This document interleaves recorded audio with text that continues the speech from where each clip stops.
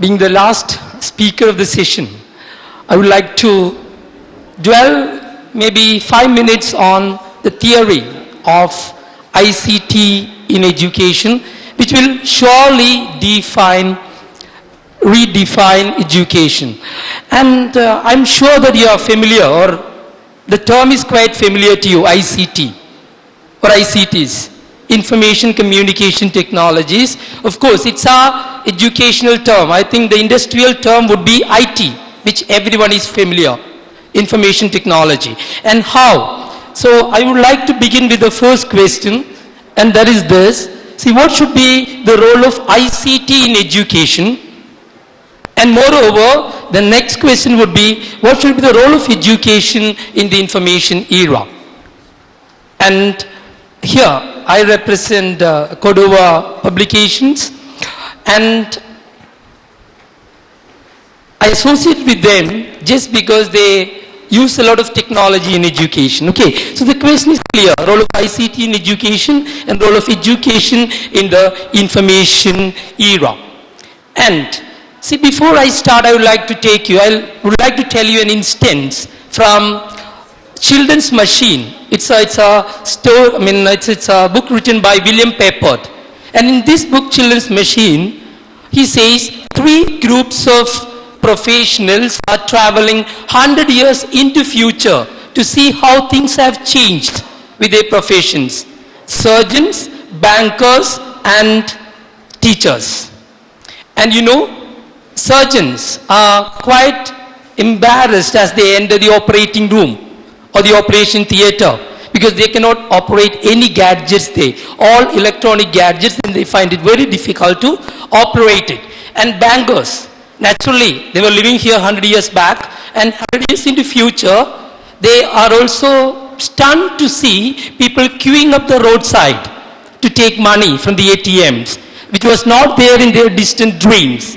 But when teachers entered their classrooms, they were very comfortable.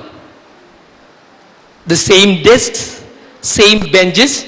See, the blackboard might have changed into a green board or whiteboard. That was the only difference that they could see. I'm sure, see, Akal Academy seems have a lot of smart classrooms, right? But generally speaking, as far as India is concerned, I'm sure they were quite comfortable. No change at all.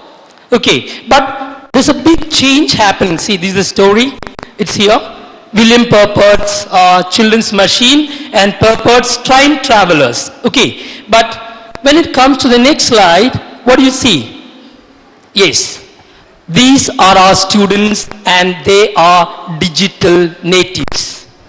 We are teaching digital natives, whereas we people, sometimes we teachers are digital immigrants. We teachers are digital immigrants.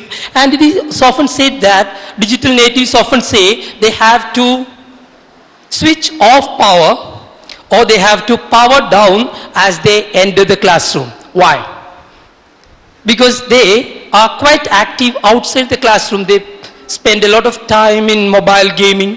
They use all electronic gadgets. Then, of course, they do surfing on TV, on net. But once they enter the classrooms, sometimes we take them 100 years back in history.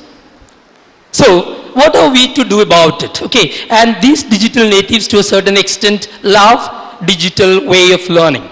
Okay, and I come from a college where mobiles are banned, as she said.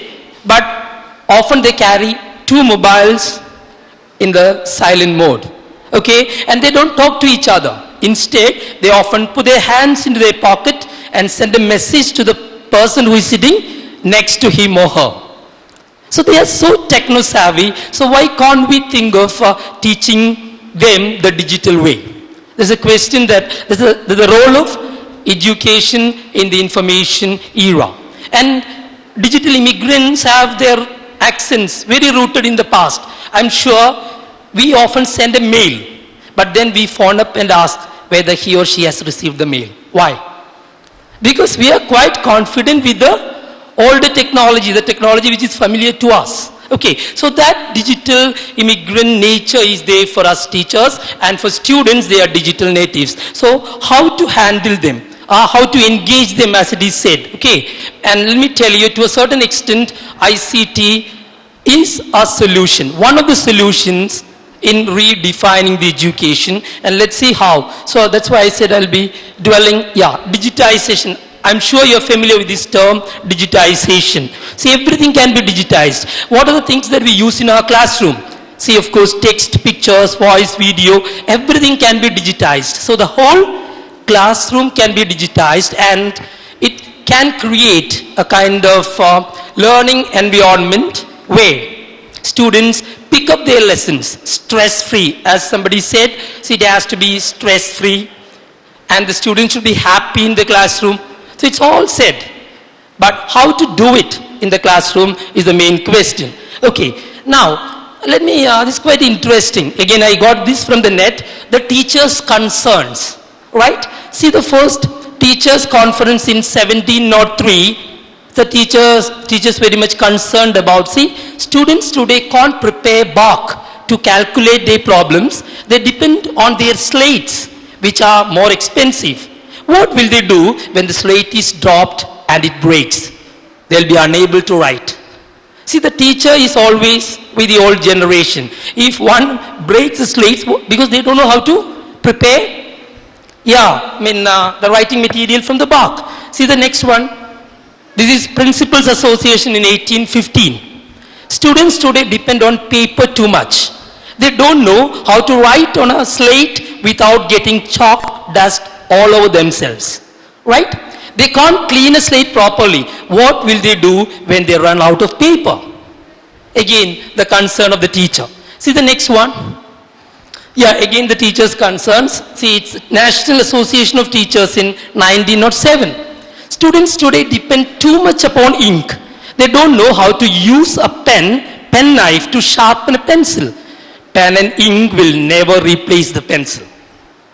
Okay, so we teachers are always with the older generation, and hence when we speak of ICT or technology, I think most of our teachers, especially grey-haired, the digital immigrants will have the same response. See how it's very costly. I've put a slide towards the end of my presentation which will tell you the resistance to technology and how it happens. Okay.